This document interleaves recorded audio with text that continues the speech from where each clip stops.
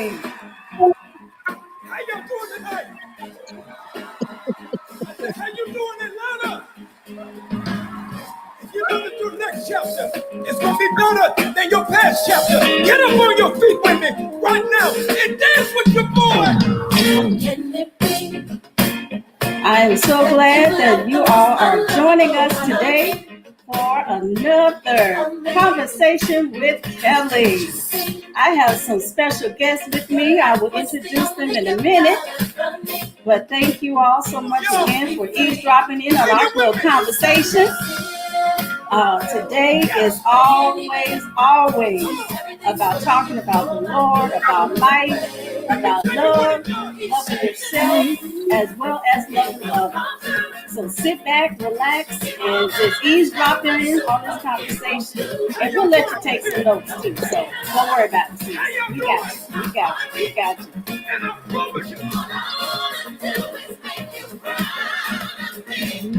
All right. So again, ladies, thank you so much for joining us on this Sunday afternoon.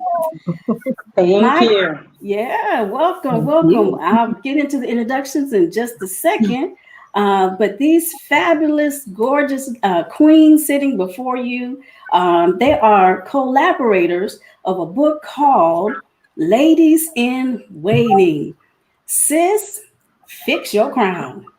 And I can't wait to get into it. I'm telling you, it is off the chain, y'all. If you've ever wanted to, fix your crown, we got you. If you know somebody's crown that needs to be fixed, we got you. So again, just sit back, relax, and eavesdrop in on the conversation. But I was telling Apostle that it is just so ironic that we're having this conversation about this book now. As many of you know, Prince Philip just recently passed a few days ago. And Queen Elizabeth ascended to the throne, some 60 years ago. But do you know that during her coronation that she was actually anointed behind a curtain privately? Then she was appointed queen publicly. So all of these things that you, sis, are going through, that you may feel that, you just can't wear the weight of that crown. But I'm here to tell you, you have been anointed to do exactly what God has called you to do. The other thing I want you to know is that crown that we just talked about that's so heavy. I was fascinated, y'all. Y'all ready for this? Guess how many diamonds are in that crown? Not $2,000 worth of diamonds. It's 2,868 diamonds. But wait, 17 sapphires, 11 emeralds, 269 pearls, and 4 rubies fit in this imperial crown. So what am I trying to say? Sis, you've been anointed to wear your crown. It gets a little heavy. Sometimes it may slip a little bit. Your head may want to just give way. But let me tell you what the Queen said in an interview that just blew me away. She said, when the reporter asked her, how do you handle the weight of that crown on your head? She said, well, that's easy. You just don't look down. You you bring the speech up. So what that said to me was, don't look down, don't look around, but look up to him. And he will be the lifter of your head. And he will help you rock your crown. So I just wanted to just share that with you all before we get in. Each one of my guests wear a unique, beautiful, exquisite crown that has allowed them to, again, like I said, collaborate on a book called Ladies in Waiting. Sis, fix your crown. So let's start with the queen, the chief, if you will, who kind of gathered these beautiful ladies together. And I guess the God gave her the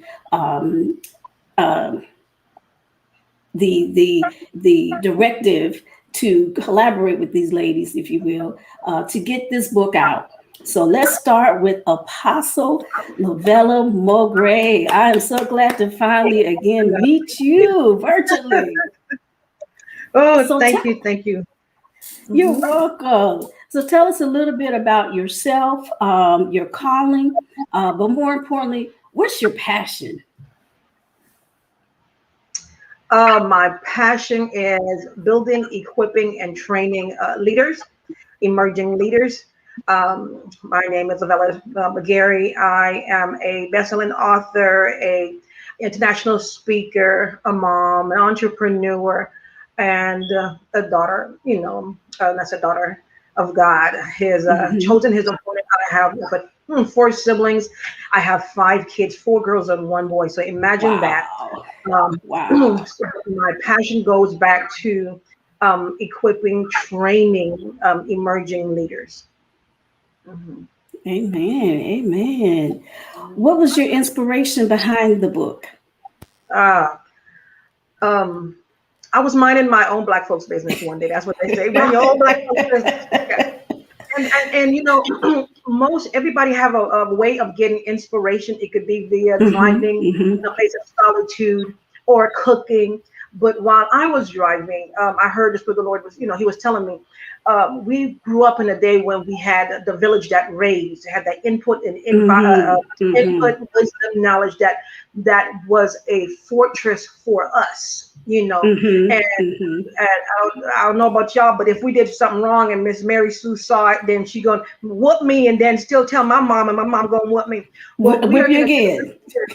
so we are in a generation, and God was telling me, so who will speak to the queens? Who will speak to my chosen? Who will speak to my Mm. daughters?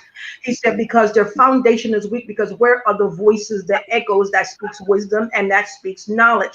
He said, they're not there, but they're distant. They're distant. They're distant because we're in an age where we have mothers that are younger, not saying that their cycles don't repeat themselves, but there's delusions, there's deceptions, and what they think is solid is literally weak in regards to foundation, and what one think is weak is solid for them.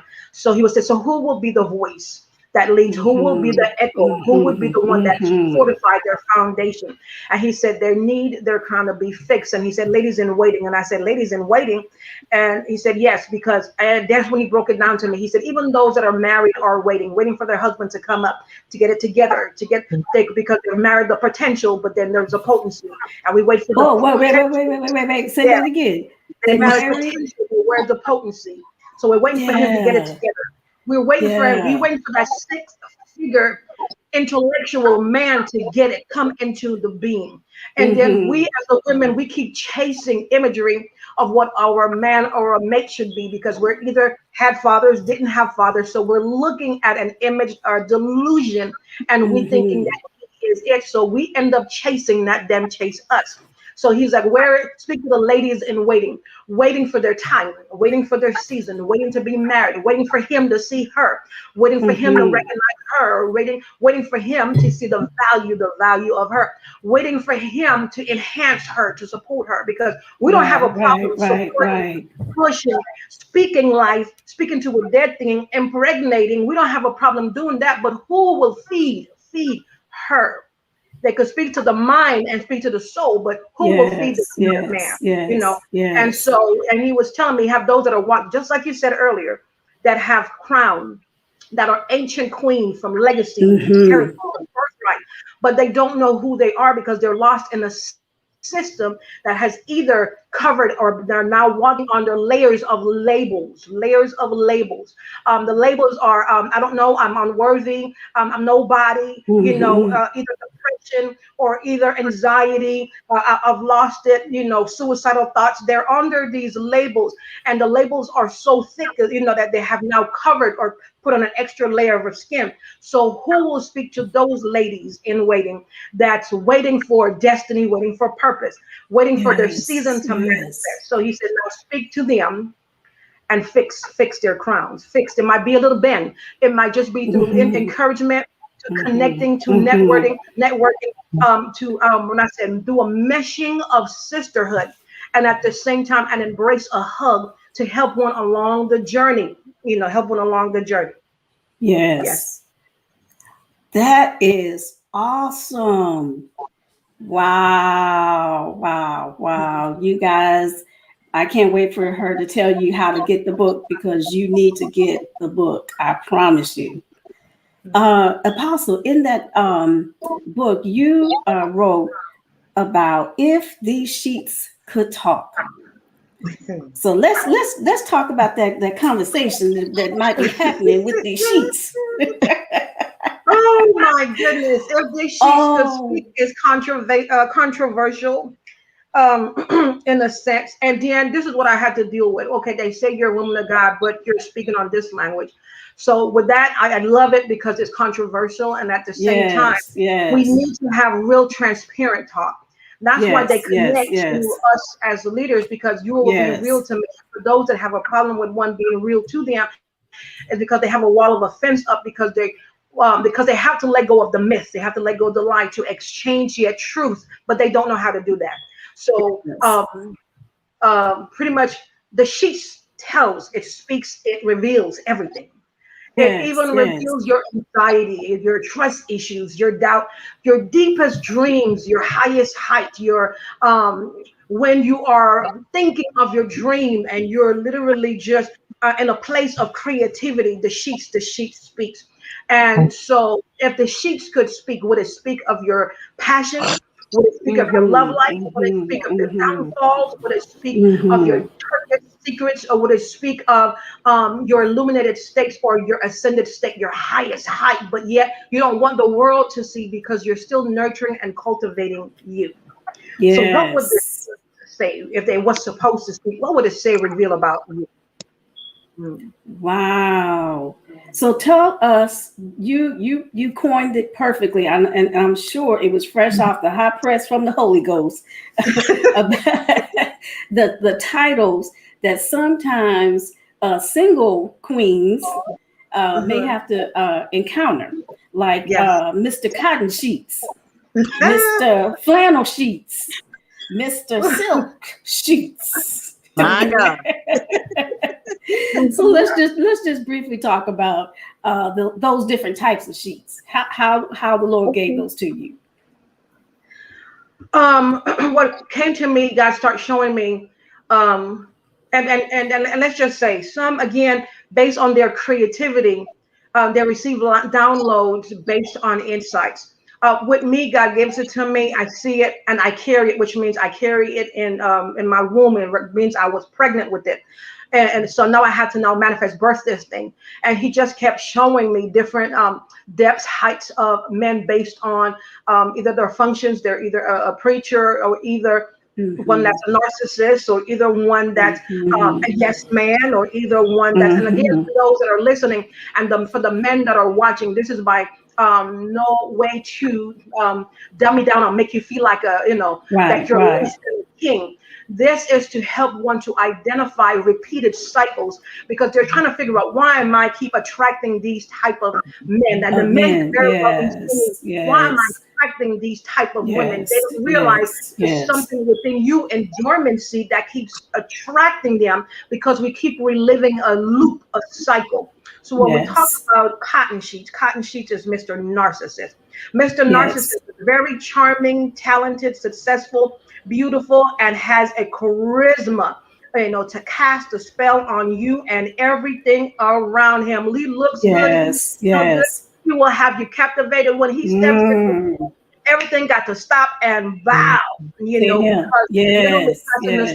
means he takes control of your mind. He takes control of your behavior. He speaks to you, to the behavior, the pattern of you. So Mr. Narcissist, in his conversation is scintillating. You will be hooked. Okay, now you're battling in your mind. This is not my norm. I have standards. Why am I doing all of this? Because he has control yet your thoughts. He has control yet your thoughts. And if your sheets could speak about you, ladies, it'll say that you're also a narcissist. It'll say that you have common misconception that you love you. All of you, not some of you, but all of you. Actually, you dislike yourself immensely. You are, you love self-flattery. You are a perfectionist, you're arrogant and merely covers all things about you, but you draw onto you yourself. We draw unto us ourselves. This is what I want. I'm trying to figure it out. This don't make sense. And this is, I don't know why I'm hearing this. For those that keep saying, I'm doing all the right things, but I keep getting these types the of men. same man. Yes, Because yeah. you draw it to yourself. So now when you start dealing with you, then you will find that you'll change the caliber. You'll change the way your choice of men or what you your preference, your type. Yes. You'll change your preference of it. Mm-hmm. Wow. I wish you could go into more depth, but again, we don't want to give the whole book away. But you spoke so profoundly and so right on, because I think I must have dated all of them in my single days. I met them all. But the good thing is, I now, after going through the adjusting of my crown, my thinking, I can spot them a mile away. Yes. And there's an old song that I think Dionne Warwick or Isaac Hayes used to say, walk on by. Yes. You see me on the street, walk on by, brother. Thank you. My king, go ahead, right on. Not for me. But that is so powerful, Apostle. And just on that, I remember my daughter told me, one of my daughters told me, she said, stop using your prophetic gift to negate and pick and overlook, and stop using your prophetic gift. And I said, you don't understand, you're not there yet. When you're there, you learn to protect your peace. There's certain things and people you want to change. Yeah. Because you're protecting your peace. Then my baby girl said, Mom, I didn't get it. I didn't understand. Now I understand where you're at, because when you are in a place of peace and tranquility within yourself, when you are not warring within yourself, then you can't help but to want the same solitude. You can't help but to want that same unity. You can't help but to want that one that understands you before you speak yet, but to bring the harmony of who you are, so you protect your people. Yes. All right, so now we are going to talk to some other queens. Thank you, Apostle, so much for that. Let's start with Elaine. Elaine, tell us a little bit about yourself. Maybe give us like your favorite scripture. So I'm always grateful to bless the Lord at all times, and his praise continues to be in my mouth. I'm so excited to be a part of this gathering of awesome women. Am I going on about myself? Yes. Okay. I am in the DMV area, Maryland, DC, Virginia. I live in Maryland. I had the great pleasure of, actually, Apostle and I have been Facebook friends for a few years, but we've never met each other personally. And when she announced the opportunity to be a part of this project, something leaped in my spirit, and I felt like I was supposed to be a part of this.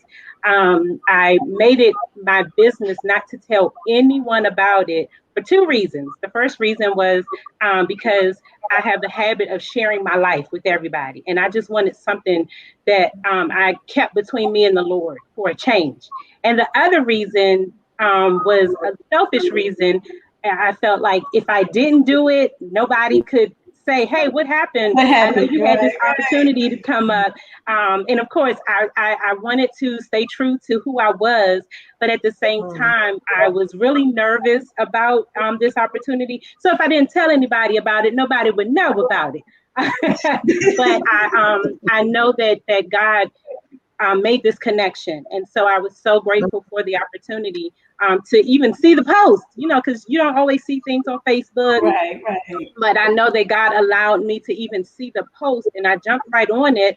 And I tend to be, I'm a natural procrastinator. And we had a deadline of when our manuscript was due. I had all my little points. I had little sheets of papers all around the house of thoughts and what I was going to write. I did not write my manuscript until the 11:59th hour. I tend to work better under pressure. But I know that I do my best work when I'm pressured, when I'm in a moment where there's a lot of pressure on me.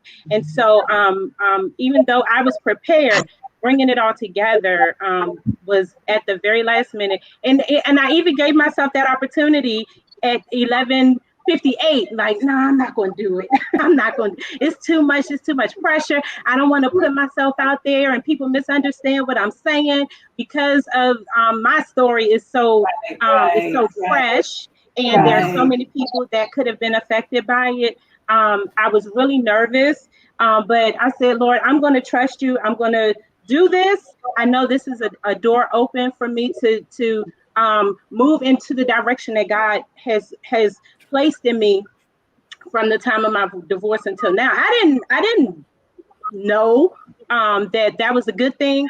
And you know, we look at divorce and we're like, no, it's not a good thing. And I didn't realize that it though it was very painful, this was a birthing moment for me.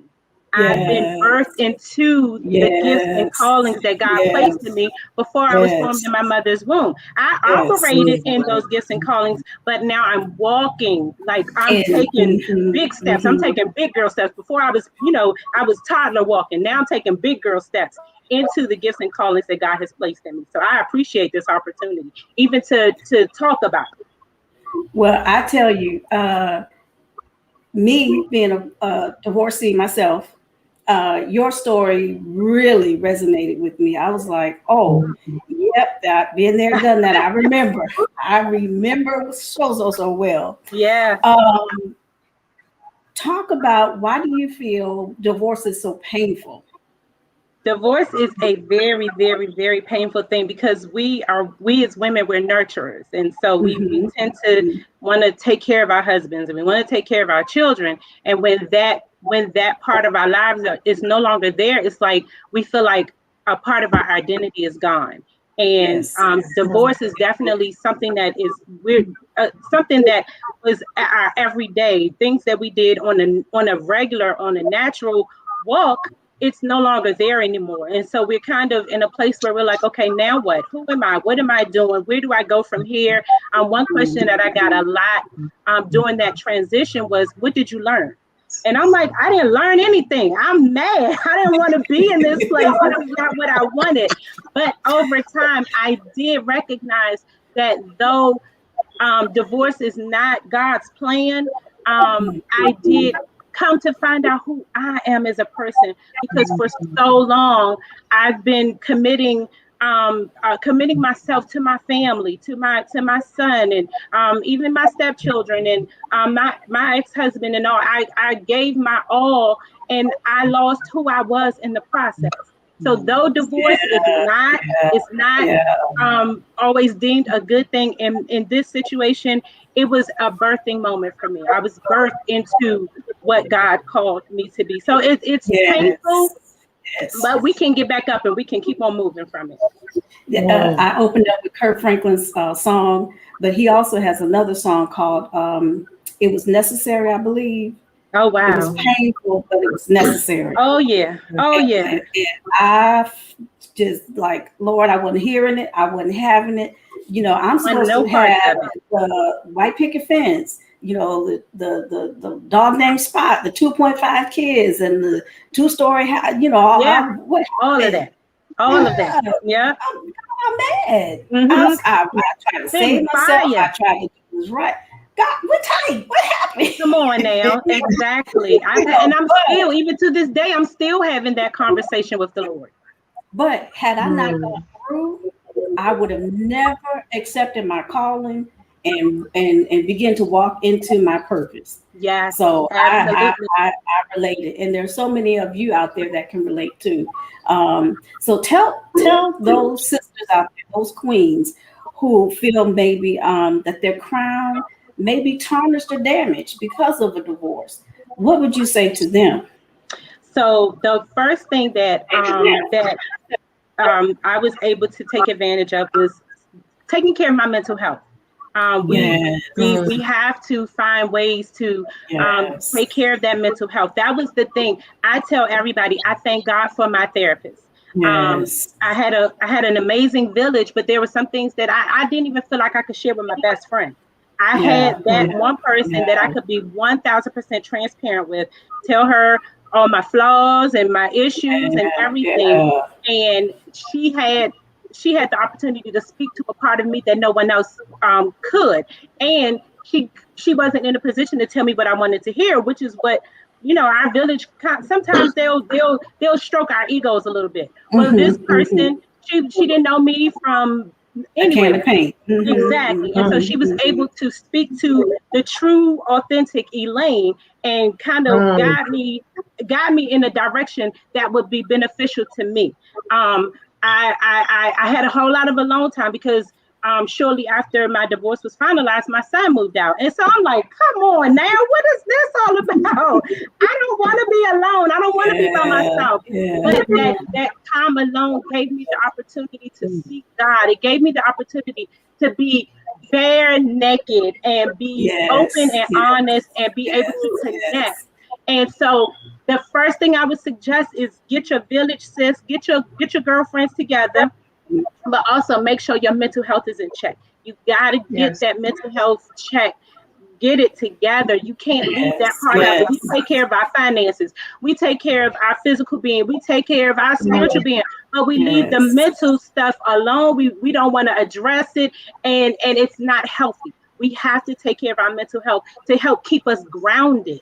That's what helps to keep us grounded, keeps us well-rounded and grounded. So I would say start with the mental health, and everything else is going to kind of come together. Awesome. Thank you for sharing us. That was good. That was good. Good. All right, Miss Queen Tamara, tell us a little bit about yourself and how you came to meet Apostle and this book. So I believe Apostle and I were in a different women, I believe it is, book, and I would just say so many things that resonated with me. And so one day I just sent her a message, and I was like, I sent her a comment, one of her posts, and I was just like, I need somebody like you in my corner. And she said, well, send me a friend request. I sent her a friend request, and funny thing is, I had talked to my sister and a couple of my friends about co-authoring a book, and it was just an idea that I had, but I had no idea where to start, what to do. It was just an idea. And then shortly, and I brought out people that I wanted to write with me. She said, hey, who wants to co-author? I need women that want to co-author this book named Ladies in Waiting. And I'm like, light bulb. I mean, I think this is what needed to happen, because I wrote a lot of poems.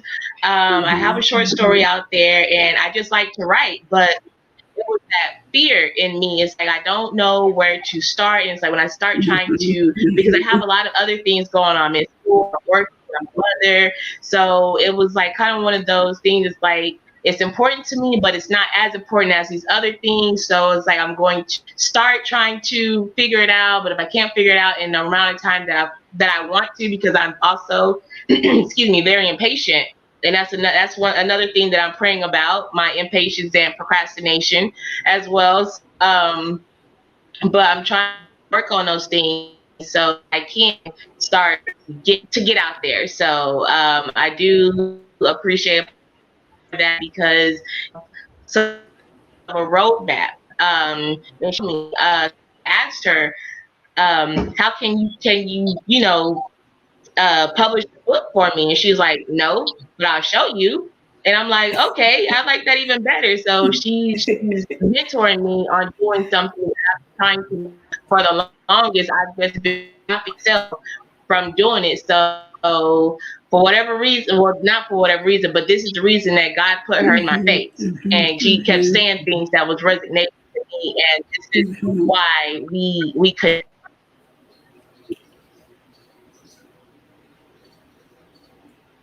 Awesome. Well, I can tell you that. There we go. I can tell you that even a princess or a queen has to be nurtured, has to be trained that you just can't, you're technically born a queen by blood, but you still have to learn the etiquette, the protocol. You have to have people surrounding you saying, walk this way, sit this way, go this way. So I love the fact that she said, no, but I'll show you.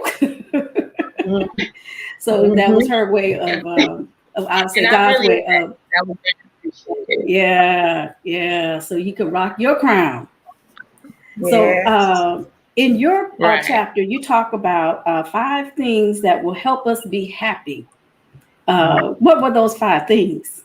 They were powerful. So for me, so those things are when you start to get into that, because there comes in life, you get the things that you want, you get revenge, things that's going to bring you down is going to start to make you feel less than you should be feeling about yourself. So I come up with, when I start to have those feelings or those doubts about myself, to help me start to feel better, I start to think about the 5 things that make me happy versus all the things that's around me that keeps me sad and down. So those 5 things for me are my daughter, for one. She's going to be number 1. That's my joy and good health.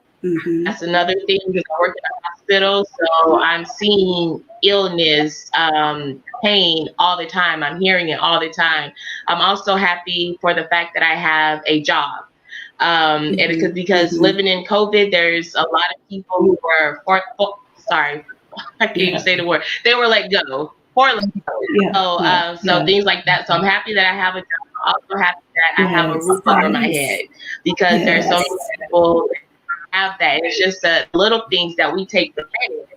And so it's like I try to remind myself of the little things. I'm not a very materialistic person. So I try to remind myself of the little things that can be taken away from me, that can put me in a position that's worse than what I was actually sad and depressed about.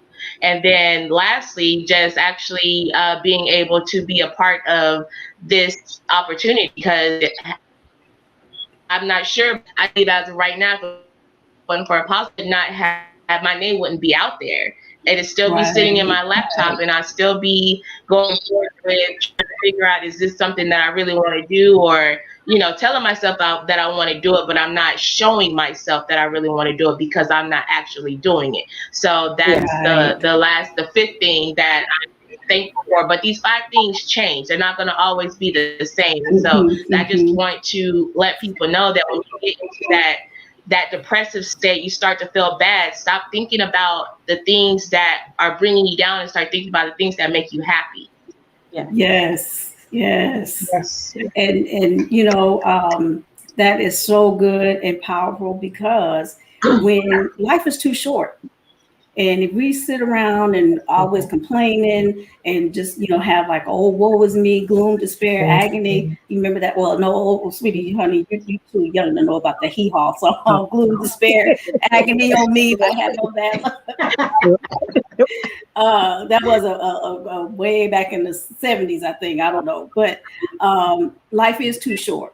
And it's so good that you are recognizing not to, one, compare yourself to others, and to take this opportunity to be happy, to enjoy your life, to find your purpose and discover your purpose.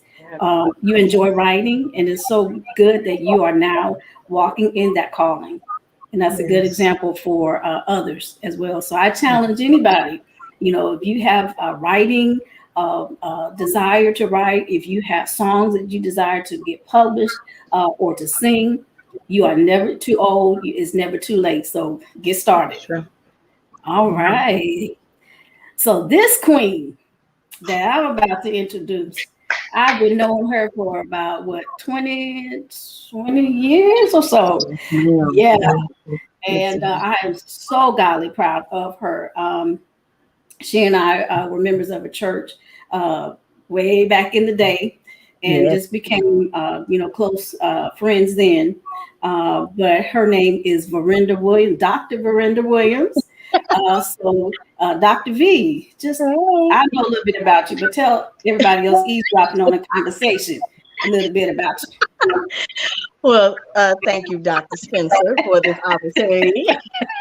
And so, of course, I'm Varenda. I am a plethora of things. I'm a daughter, I'm a sister, I'm an auntie, godmother. I am an entrepreneur. I am a three-time author, a veteran educator, soon to be administrator. But most importantly, I am Abba's daughter and proud to be. Amen. Yes. Amen. Well, I'm proud of you too, sis. You've been through a lot, and we're not going to even talk about all that stuff. Right. But the good thing is you are rocking your crown. Well, thank you, sis. Yes. And I do have to start out by saying, who told you to write your chapter about me? Well, you want to take that out with the Lord now. When I read your book, I said, your chapter, I said, what? Who told her? She didn't get my permission. You got to go to God on that one. But basically, her chapter is talking about queens who may have had their crown knocked off, kind of slanted a little bit, tarnished, whatever you want to call it, because they were overworked, overlooked, underpaid, and in some cases, been in a David and a Saul situation. Come on. So talk about what it is like first to serve while you're waiting, because David was anointed, but then he had to go back and still serve Saul, and then Saul tried to kill him. So talk about that first. Well, I think so you bring up that whole Saul and David dynamic. So one of the main things that I think we need to understand is humility is the currency to elevation. Oh, say that again. That's good. Humility is the currency of elevation. Yes. Okay? Yes. So even though David, and when you really do your research on that, commentators say that when David was anointed king, it was not done in the presence of all these people. It was done privately. And so after all of that, and the anointing comes upon him, and Samuel and all that stuff, he had to go back into the field. So you don't hear anything else about that until he's 30 years old. So what's happening in between that space of time? Character development, skill refinement, all of those things that are connected to the spirit of humility, which opened the door to his elevation and being ready to assume the kingship.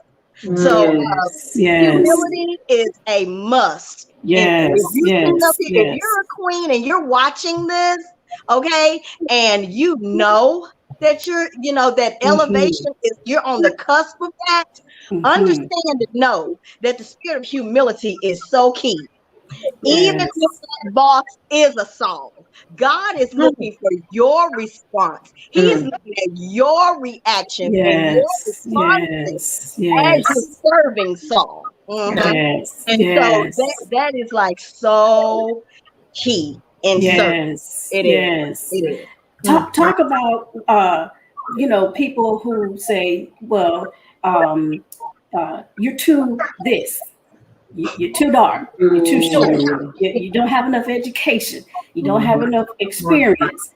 Talk about some of those things that can knock your crown off kilter. So when we're talking about that, when you speak of that, and of course, you're looking at someone who has literally walked through that. As a veteran educator for 21 years, been in ministry 31 years next month. Trust me, for as many times as I've heard all of those things, I would be a billionaire right now. I'm just saying.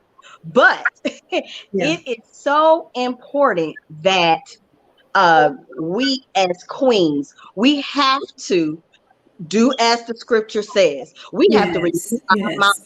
And how do we? By getting in that word and not just reading it, but here we go. And see, it goes back to something that Tamara said about the mind. Elaine said about mental health. Okay, to start changing our inner dialogue. All of us have an inner critic. Inner critic. And we have to shut the mouth of that inner critic.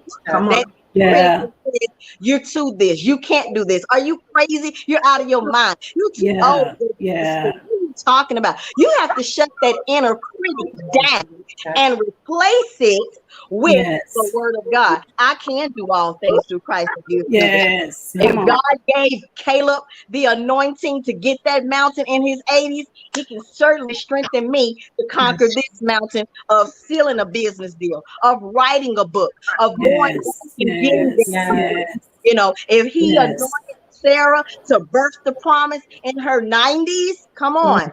God, the same power is on the inside of me. The same spirit that raised Christ from the dead dwells, operates, and functions on the inside of you. So we have to shut down that inner critic, y'all. And we have to change our inner dialogue. We got to change our vocabulary. We got to change the way we see ourselves and declare that instead of your inner critic. Yes, I love it. I love it. Yes. And Cynthia, I could agree. Yes. So it is just such amazing how you know, things that the people in the Bible went through all of those years ago is still applicable now. And I mean, it just think about all the time. How many times did Saul try to kill David? Oh, a whole bunch. Like, it's like reading that is like a Lifetime movie. I'm serious. You know, I can imagine. I can just see David in my mind, him bobbing and weaving from jab to jab. I mean, but wait. We forgot. Okay, Saul tried to kill David, but what happened when he had the opportunity to kill Saul? See that? And see, that's where that goes back to that humility. That goes back to that allowing God to restore strength. That's right. Sometimes it's not easy. It's not. No, right. and it's not easy to get yourself to that point where you start quoting, you know, I am the head and not the tail. I can do all things, because you feel like on the inside, like I'm equipped. I have all this experience, education, the dreams, the desires, the abilities, but then you're constantly told no. But Tyler Perry says it just takes one yes. And in our case, it's just a yes from God. So if he says yes, that seals it. It's a done deal. So when he places that crown, whatever that crown may be upon your head, guess what? It's gonna fit. And can't nobody else rock it but you. Yes. You know, Queen Elizabeth, when she was officially anointed queen with the crown on her head, they had to make sure that it fit. So me, I can't go if they wouldn't let me get in Buckingham Palace anyway. But if I had access to that crown, guess what? It wouldn't fit me. That's right. Yes. Because it's not made for me. That's right. So sometimes, you know, you know, when you get with God, you know, he'll tell you, okay, this is what you want, but this is what I have for you. And my plans are to prosper you, to, you know, do great things through you and for you. So, oh my God, this has been awesome, y'all. Apostle, so tell the viewers how they can get this book, Ladies in Waiting, Sis, Fix Your Crown. Sure. And do you mind it before I even tell them where they could get the book?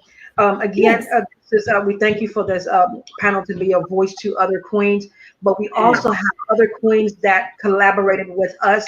Absolutely. These are just a That's not few. here today, like Yes. Apostle Cynthia Knight, that's in the chat room, and we also have Tamiko Simpson, Star Yes. Trammell. We have Jamisha Alford. We have Yes. Brittany Keys.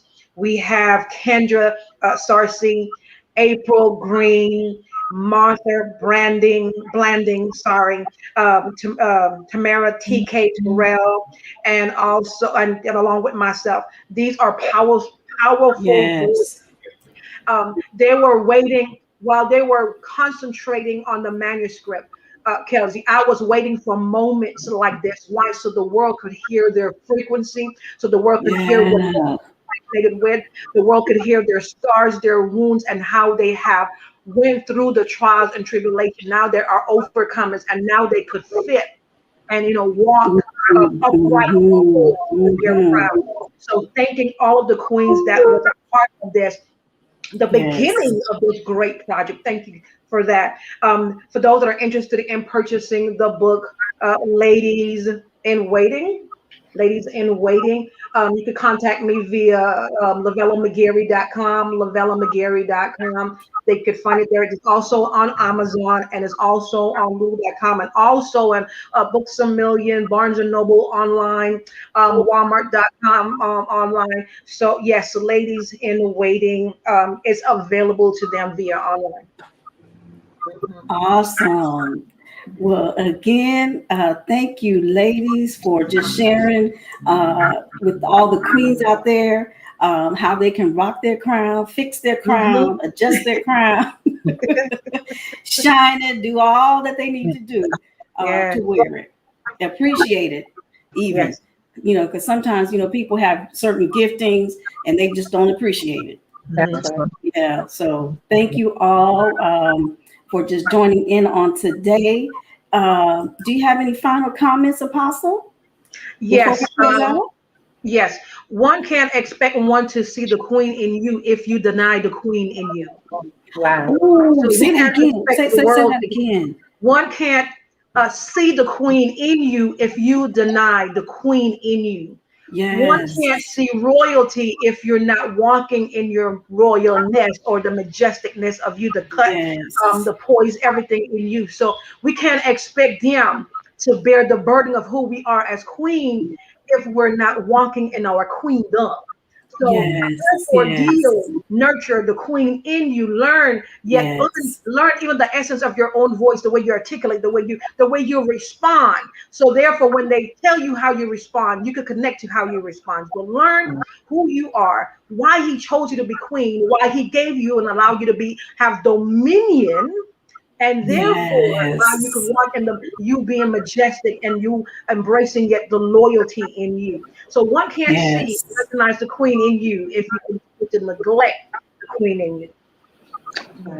Woo! That is powerful. Yeah. I guess y'all just got an earful of our little conversation. I hope you took some notes. And again, Apostle, they can reach you via Facebook. Is that correct?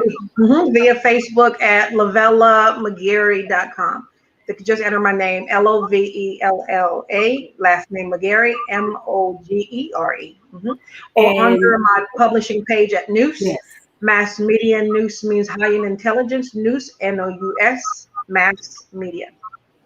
yes, yes. So, Dr. V, how can they reach you, get in contact with you? Oh, well, let's see. We're going to just go down the line real quick. Facebook, my name, Varenda, V as in Victor, Arenda, last name Williams, Williams. All right. Also, author page with the same name, Varenda Williams, author page. Also on IG, it's Varenda Williams, author on IG, and DRVS Williams on IG, and on Twitter, it's V Williams, author on Twitter.